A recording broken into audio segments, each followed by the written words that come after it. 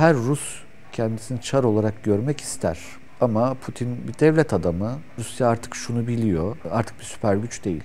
Siyaset sadece okuyabilmekle, akılla alakalı bir şey değil. Bir de bu işin güç kısmı var. En tepede durup her şeye karar veren ve hepsine tek tek parmağını sallayan bir Putin imgesi gerçekçi değil. Kapasitesi var mıdır diye sorduğumuzda herhalde Rus entelektüeller yahut diplomatlar da şunu açıkça görürler. Rusya şu an o kapasiteye sahip değil. Yani sıcak denizlere çıkma kapasitesine Akdeniz üzerinden sahip değil. Rus devlet aklı nasıl çalışır? Rus devlet aklı dediğimizde Rus devlet aklının her şeyden evvel aşırı bunun altını çiziyorum. Tarih merkezli olduğunu kabul etmemiz gerekir. Yani Rusya'da tarih yazımı ve tarih okunması hem devlette hem de toplumda çok önemli bir sütundur desek yanlış olmayacak herhalde. Fakat bir tarihçi olarak bunu söylüyorum. Çok da aslında mesleğim adına bunu söylemem hoş olmayabilir ama tarih her toplum için elzemdir. Fakat tarihsel obsesyon, saplantı ise doğru analiz kapasitenizi zayıflatır.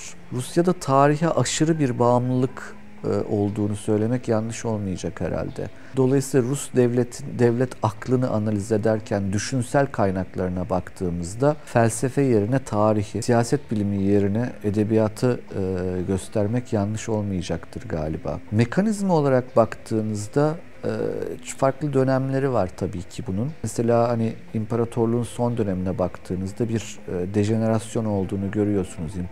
İmparatorluğun son dönemlerinde Çarların yetkilerinin özellikle 2. Nikola döneminden bahsediyorum. Gereğinden fazla kullanıldığı ve değişen toplumsal ilişkileri gerekli demokratik dönüşümlerle tamamlayamadıkları bir dönemi görüyoruz. Devlet aklında bir zafiyettir bu. Mesela bizim tarihimizde en acıklı zamanlardan bir tanesi 93 Harbi'dir. 93 Harbi malum 77-78, 1877-78 Osmanlı-Rus Savaşı. Bizim açımızdan son derece acıklı. Çünkü Ayastefanos'a yani bugünkü Yeşilköy'e kadar gelen bir Rus ordusunu görüyoruz. Bu savaşın sebebi açık ki 1876 yılında bu topraklarda demokratik bir atılımın yapılmış olmasıdır. Yani meşrutiyettir. Rusya buna tahammül edemedi ve dedi ki bütün Avrupa'nın tek meclissiz devleti ben olamam. Gidip ben bu meclisi kapatırım. Ve gerçekten meclisin kapanmasına sebebiyet verdi bizde de. Şimdi burada değişim kavramını ne kadar iyi yönetebildiğiyle alakalı bir sorun var Rusya'nın. Reaksiyon kuvvetlidir Rusya'da her zaman için devlet aklında. Çünkü o değişimi toplumsal düzleme taşıyamama kaygısı ve toplumsal huzursuzlukların devletin güvenliğini riske atacağına dair bir genel gelişmekte olan ülke sendromunun Rusya'da çok daha kuvvetli olduğunu, bu yüzden devlet aklının genellikle güvenlik eksenli oluştuğunu kurumsal anlamda da söylemek yanlış olmaz. Yani düşünsel anlamda tarihe ve edebiyata fazlaca referans veren Rus devlet aklı kurumsal anlamda da güvenlik mekanizmalarını önceleyen bir yapıya sahiptir. O yüzden baktığınızda mesela Sovyetler Birliği döneminde de istihbari yapılar hep önem taşımıştır. Bugün baktığınızda da yine Rusya'da devletin güvenliği önemli bir kavram olarak her yerde önemlidir tabii ki bu ama Rusya'da sanki bu çerçevede ödenen maliyetleri fazla göze almayan düzeyde gibi algılanabilir herhalde. Rusya düşmanını nasıl belirliyor? Tarihsel, dedim ya biraz önce tarihsel takıntı. Tarihsel takıntı, neden takıntı kelimesini kullanıyorum? Dünya değişir, insanlar değişir, siz değişirsiniz. Fakat tarihsel sürekliliklere fazla bağımlı kalırsanız eğer yeni komşularınızı anlayamazsınız mesela. Yeni dünya gerçekliklerini anlamakta bazen kendi kendinize çelme takarsın. Rusya'da o anlamda kendi gücü nispetinde bir dünya algısına sahip tabii ki. Gücü nispeti derken Rusya artık şunu biliyor, bugünden bahsediyorum, artık bir süper güç değil. Fakat hala nükleer silahlara sahip olan, dolayısıyla kurucu olamayacak fakat kendi aleyhine oluşacak bir kurulumu engelleyebilecek bir güce sahip olduğunu biliyor. Fakat buna rağmen çok fazla sorunu olduğunu da biliyor. O yüzden önceliklerini belirlerken umuyorum ki o tarihsel obsesyonlara fazla kapılmadan tarih kitaplarında öğretilen Rusya'nın son Roma İmparatorluğu olduğu gibi yahut Rusya'nın Avrupa medeniyetini kurtaracak son Avrupalı olduğu gibi yahut Rusya'nın Hristiyanlığın muzaffer koruyucusu olduğu gibi saplantılara umarım düşmeyeceklerdir. Düşmüyorlar gibi şimdilik.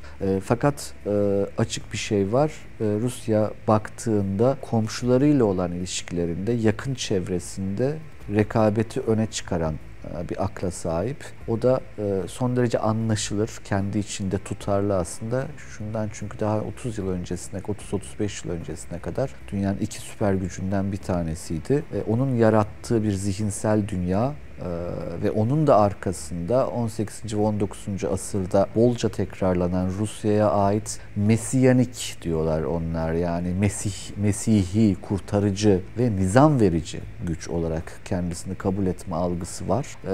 Fakat hani zannediyorum ki bugünlerde artık daha gerçekçi bir dış politika izleyen bir Rusya söz konusu.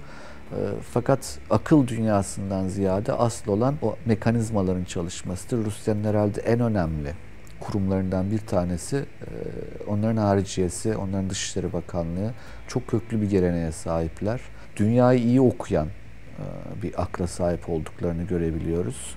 Fakat güvenlik kurumlarıyla dışişler arasındaki ilişkinin iyi incelenmesi gerekir Rusya'da. O konuda başkanlığın nasıl bir orkestrasyon içinde olduğunun iyi anlaşılması gerekir. Akademi anlamında da zannediyorum ki hala önemli merkezleri var. Rusya Bilimler Akademisi'ni ciddi anlamda önemsiyorum. Mesela Avrupa ve Amerika Çalışmaları Enstitüsü son derece başarılı çalışmalar yapıyor. Başında da bir arkadaşım var, Gromyko, bu takribi 45 yıl Sovyetler Birliği Dışişleri Bakanlığı'nı yapmış Gromyko'nun torunu. İyi işler yapabilen bir yer. Şarkiyat Enstitüsü hep çok kuvvetli olmuştur. Yine hala öyle, dünya iyi okuyorlar, Orta Doğu'yu iyi okuyabiliyorlar. Ama dediğim gibi siyaset sadece okuyabilmekle, akılla alakalı bir şey değil. Bir de bu işin güç kısmı var. Güce mütenasip hedef belirlemek önemli bir siyasi beceridir. O konuda zannediyorum son dönemde Rusya'daki temel gelişme Kremlin'in diğer bileşenler aleyhine yetkilerini genişletmesi olduğu söylenebilir. Putin devlet mi? Putin tabii ki tek başına devlet değil.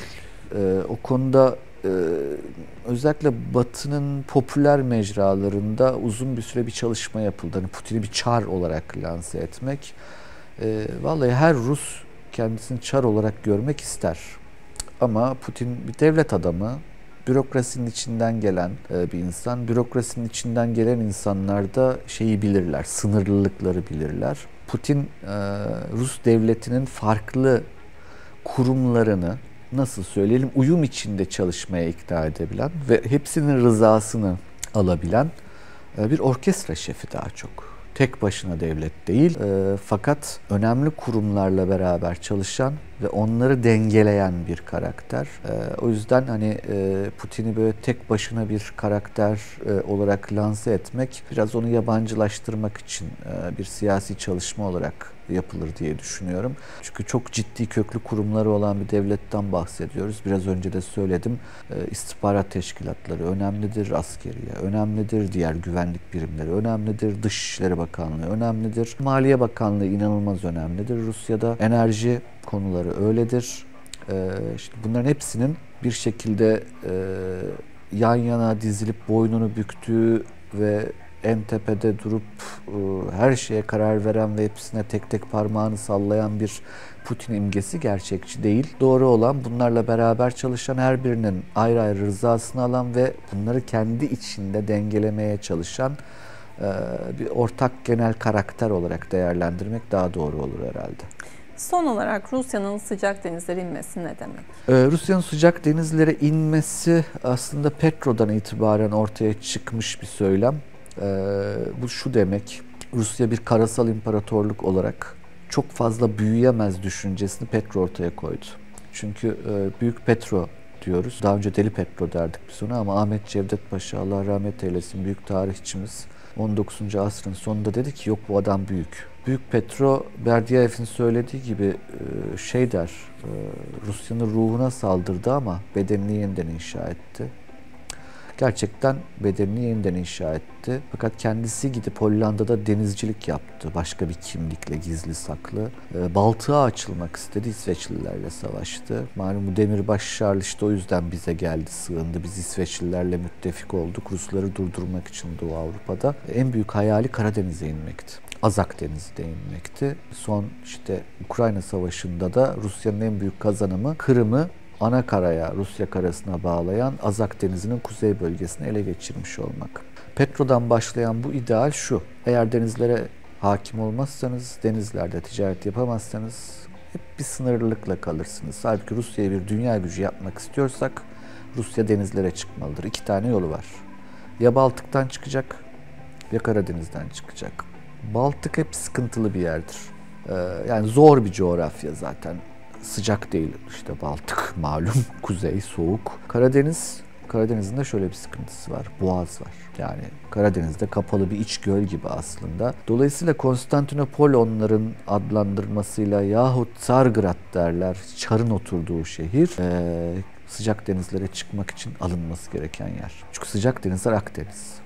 Akdeniz'den çıkarsınız dünyaya. O yüzden bu Rusya'nın tarih sevgisi diye biraz önce bahsettiğim temel hususlardan bir tanesi budur. Rusya her zaman için Avrasya'ya sıkışmamak, yani karasal bir güç halinde orada sınırlılıklarıyla yaşamamak için Karadeniz, ama Karadeniz üzerinden de Montreux'un düzenlediği İstanbul ve Çanakkale boğazlarını ve Marmara'yı aşarak sıcak denizlere inmek ister.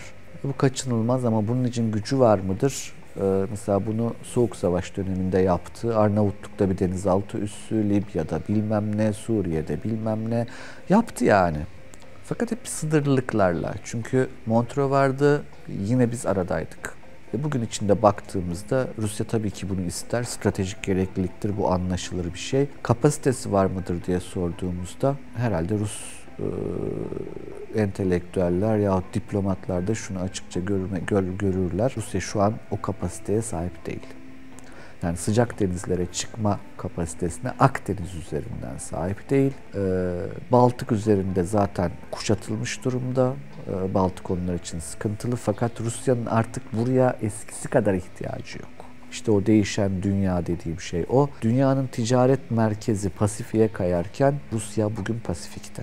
Son 100 yıldır Rusya Pasifik'te aynı zamanda. Vladivostok onların şehri, bir Pasifik limanı, kocaman bir Kamçatka Rusya'nın elinde Pasifik'e açılıyor ve Pasifik'le Atlantik'i birleştirecek önemli bir ticaret yolu olarak Kuzey Buz Denizi'nde de en fazla sınıra sahip olduğu için en fazla yetki sahibi olan ülke bugün Rusya. Trump'ın Grönland konusundaki ısrarı komik bulunabilir bazı kesimler tarafından, fakat son derece akıllıca bir ısrar. Gerekçesi akıllıca. Çünkü Grönland'ın Amerika eline geçmesi demek, Rusya ile eşitlenmesi demek. Amerika'nın Kuzey Buz Denizi üzerindeki haklar ve o bölgedeki enerji kaynakları ve transit geçişlerle alakalı. Dolayısıyla sıcak denizlere inmek artık Rusya için bundan 50-60 yıl önce olduğu kadar önemli değil. Hatta 30 yıl önce olduğu kadar önemli değil.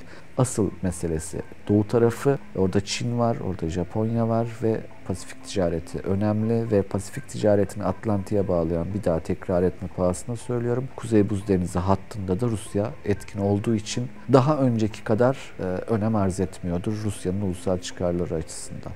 Çok teşekkür ederim. Çok sağ olun. Ben teşekkür ediyorum.